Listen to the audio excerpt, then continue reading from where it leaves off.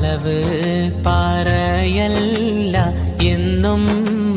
ചൊന്നാരെ കള്ളൻ്റെ കയ്യില് പൊന്ന്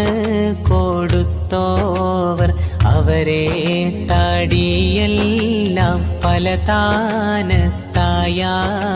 സത്യസിറാത്തിന്റെ സൽസബീലിലൂടെ അനേകം വിശ്വാസികളെ നാഥനോട് അടുപ്പിച്ച